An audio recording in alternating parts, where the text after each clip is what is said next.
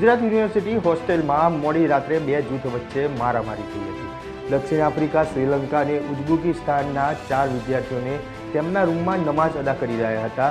આનાથી વિરોધ કરનારાઓ ભેગા થઈ ગયા, જેમણે ધાર્મિક ચિહ્નો પકડી રાખ્યા હતા અને જેના જ કારણે બે જૂથ વચ્ચે મારામારી થઈ હતી। એક ટોળકી ગુજરાત યુનિવર્સિટીના રેસિડેન્શિયલ હોલમાં ઘૂસીને વિદ્યાર્થીઓના નમાઝના પ્રદર્શન સામે વાંધો ઉઠાવ્યો હતો અને પથ્થરમારો અને સૂત્રોચ્ચાર કરવા ઉપરાંત કાર અને બાઇકોમાં નુકસાન કર્યું હતું।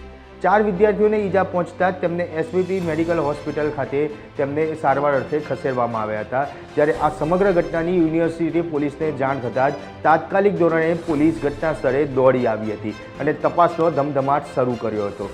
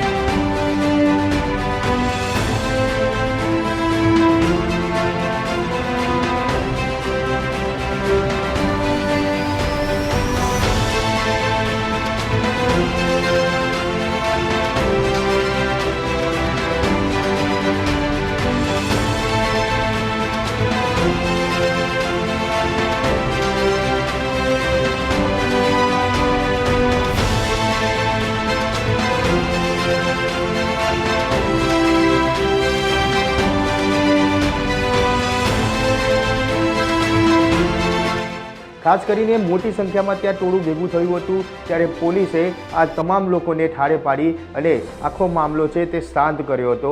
મામલાની ગંભીરતાને ધ્યાનમાં રાખીને ઉચ્ચ અધિકારીઓ બી ઘટના સ્થળે દોડી આવ્યા હતા। તો સાથે સાથે મોડી રાતે રાજ્યના ગૃહ રાજ્યમંત્રી હર્ષ સંઘવીએ પણ સાઈબાગ સર્કિટ હાઉસ ખાતે એક ઉચ્ચ સ્તરીય બેઠક બોલાવી હતી, જેમાં ડીજીપી, પોલીસ કમિશનર સહિતના અધિકારીઓ ત્યાં હાજર રહ્યા હતા અને તેમની સાથે બેઠકની અંદર પોલીસ અધિકારીઓ સાથે હર્ષ સંઘવીએ આદેશ આપ્યા છે કે આ મામલાને લઈને ગંભીરતાપૂર્વક, ઊંડાણપૂર્વક તપાસ કરવામાં આવે।